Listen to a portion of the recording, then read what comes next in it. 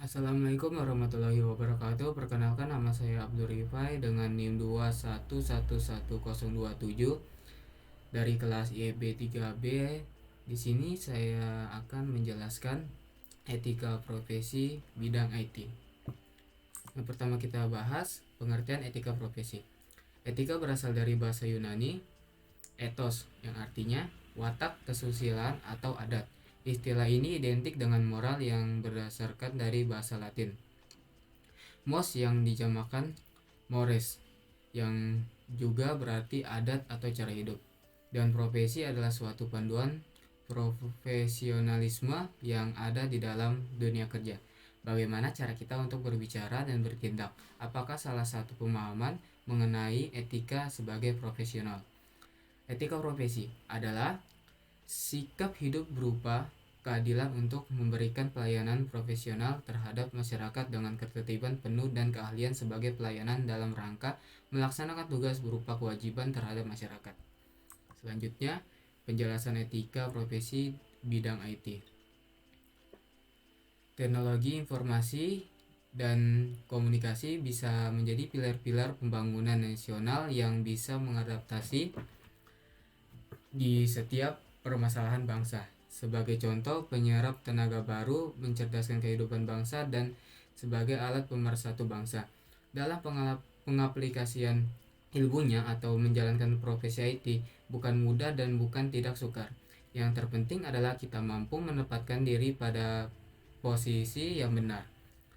Profesi IT bisa dianggap sebagai dua mata pisau, bagaimana yang tajam bisa menjadikan IT lebih berguna untuk kemaslahatan umat dan mata lainnya bisa menjadikan IT ini menjadi bencana sosial, bencana ekonomi maupun krisis kebudayaan yang saat ini sering terjadi, yaitu pembuatan website porno, seorang hacker yang melakukan pengacak-ngacakan rekening dari sebuah bank dan melakukan kebohongan dengan konten-konten tertentu dan kejahatan-kejahatan IT yang lainnya. Macam-macam kode etik profesi dalam bidang IT. Pertama, kode etik seorang profesional teknologi informasi.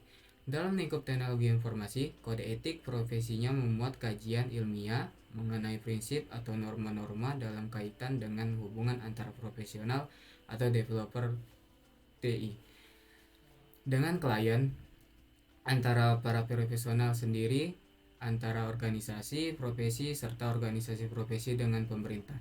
Salah satu bentuk hubungan seorang profesi dengan profesional dengan klien pengguna jasa misalkan pembuatan sebuah program aplikasi. Kode etik pengguna internet. Adapun kode etik yang diharapkan bagi para pengguna internet adalah yang pertama, menghindari dan tidak mempublikasikan informasi yang secara langsung berkaitan dengan masalah pornografi dan nudisme dalam segala bentuk. Tidak menampilkan segala bentuk eksploitasi terhadap anak-anak di bawah umur. Tidak mempergunakan dan mempublikasikan dan ataupun saling bertukar materi dan informasi yang memiliki korelasi terhadap kegiatan pirating, hacking, dan cracking dan yang lain-lainnya. Etika programmer. Adapun kode etik yang diharapkan bagi para programmer adalah seorang programmer tidak boleh membuat atau mendistribusikan malware. Seorang programmer tidak boleh menulis kode yang sulit diikuti dengan sengaja. Tidak boleh mencuri software, khususnya development tools. Seorang programmer tidak boleh menggunakan ulang kode dengan hak cipta kecuali telah membeli atau meminta izin. Yang terakhir, tidak boleh mengenalkan bug yang ada di dalam software, yang nantinya programmer akan mendapatkan keuntungan dalam bentuk bug dan lain-lainnya.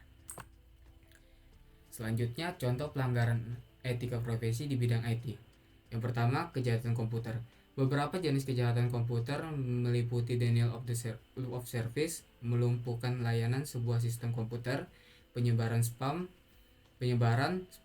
carding atau pencurian melalui internet dan lain-lainnya.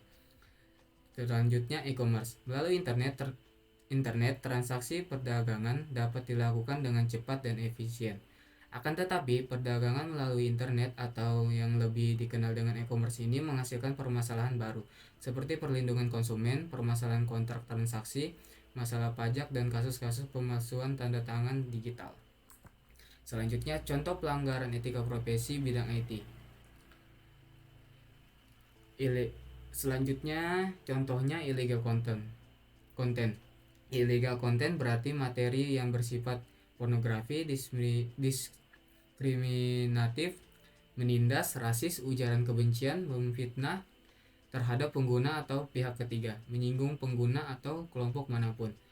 Pelanggaran privasi, identitas atau kepribadian pengguna atau pihak ketiga, pelanggaran hak cipta, saran dan atau panduan tentang pengelakan tindakan keamanan teknis dan ataupun teknologi, manajemen hak digital apapun, kode berbahaya seperti virus dan Trojan horse, dan konten yang berisi informasi pribadi pihak ketiga tanpa persetujuan tertulis dari mereka, dan termasuk hyperlink atau petunjuk lainnya ke konten tersebut.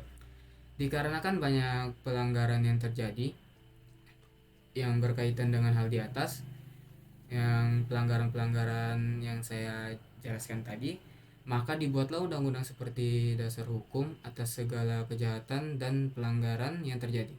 Undang-undang yang mengatur tentang teknologi informasi ini diantaranya adalah yang pertama, Undang-Undang HAKI, Undang-Undang Hak Cipta, yang sudah disahkan dengan nomor 19 tahun 2002, yang diberlakukan mulai tanggal 29 Juli 2003, yang di dalamnya diantaranya mengatur tentang hak cipta. Yang kedua, Undang-Undang ITE, Undang-Undang Informasi dan Transaksi Elektronik, yang sudah disahkan dengan nomor 11 tahun 2008, yang di dalamnya mengatur tentang pornografi di internet, transaksi di internet, dan etika penggunaan internet. Oke, sekian dari saya yang bisa saya jelaskan tentang etika profesi bidang IT. Salahnya mohon dimaafkan. Saya akhiri. Wassalamualaikum warahmatullahi wabarakatuh.